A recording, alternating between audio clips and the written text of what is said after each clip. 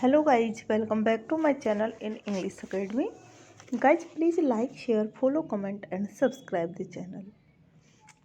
Guys, if you have subscribed the channel, now we come on the topic the poem The Sea and the Skylark, which was written by the famous poet J.M. Hopkins.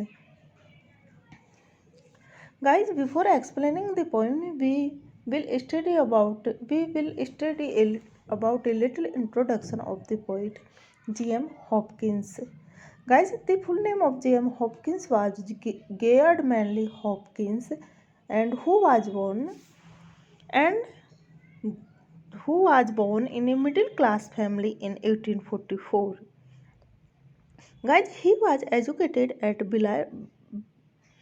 Balliol College, Oxford. He was the pupil of Jowett and Peter. Bridges and Dolben were among his friends. He was a disciple of Puget and Liddon, and after his conversion in 1866 to the Church of Home of Newman. Guys, he entered the Jesuit novitiate in 1868. Guys, in 1884, Hopkins was appointed to the chair of Greek at Dublin University, and he was a poet of much originality and a skillful innovator in rhythm. He wrote a number of short poems which were collected after his death by Robert Bridges, who published a small selection from them in a Miller's Poet and Poetry of the Century. A practically complete edition of his poems was published in 1918 and it was reissued with some addition in 1930. Among Hopkins' most characteristic species are the drake of the Deutschland and the windhover. His notebooks, edited by H. House, have been published in 1937. These notebooks contain valuable and interesting prose passages, and his letters, which are also very valuable and interesting, have been edited by C. Abbott. Guys, today Hopkins is regarded as one of the major poets in the realm of English poetry. Although his influence is more technical than spiritual, yet his acute sensibility to beauty, his original metaphors, and his sincerity can't be denied.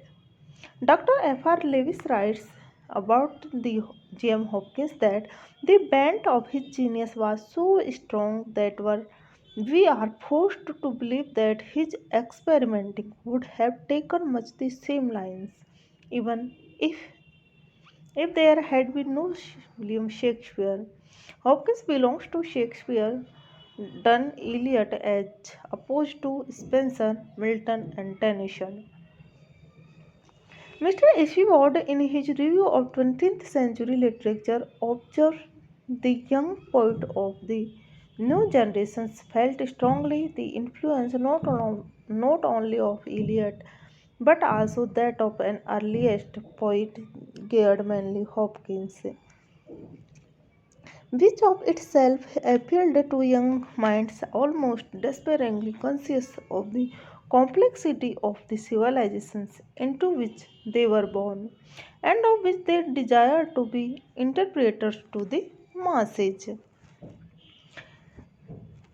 Guys, now we will discuss about the introduction of the poem. Guys, the sea and the skylark is a sonnet of 14 lines. It was originally titled Walking by the Sea. In this sonnet, the sea and the skylark are described in the octave. These are contrasted with man in the sextet. The mood of the poet is joyous in the octave, where describes the natural sounds of the sea and the skylark singing. But with the very first line of the sextet, the mood changes to one of gloom and despondency. The remaining lines of the sextet are deeply pessimistic. The poet foresees the total decline and even dissolution of human race. The poem ends with a deep sense of loss at the thought that man is losing his identity and destroying his pattern. The theme of this sonnet is a contrast between the life man is creating. The town mentioned in the poem is Ryle in Wales, but the poem is not an attack particularly on that town or the Wales people.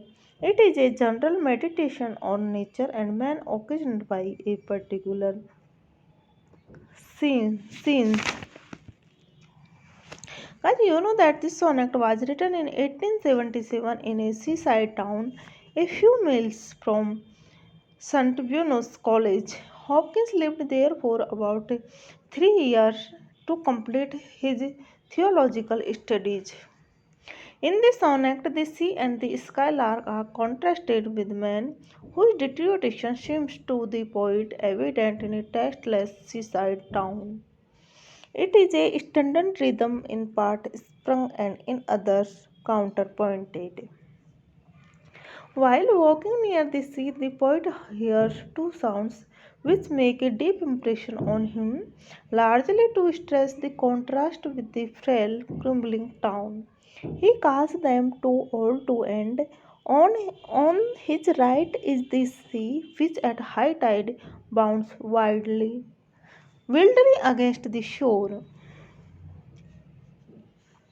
The last lines of the poem recalls the burial service and Genesis with its account of the creations of the first man from dust. Thank you, guys.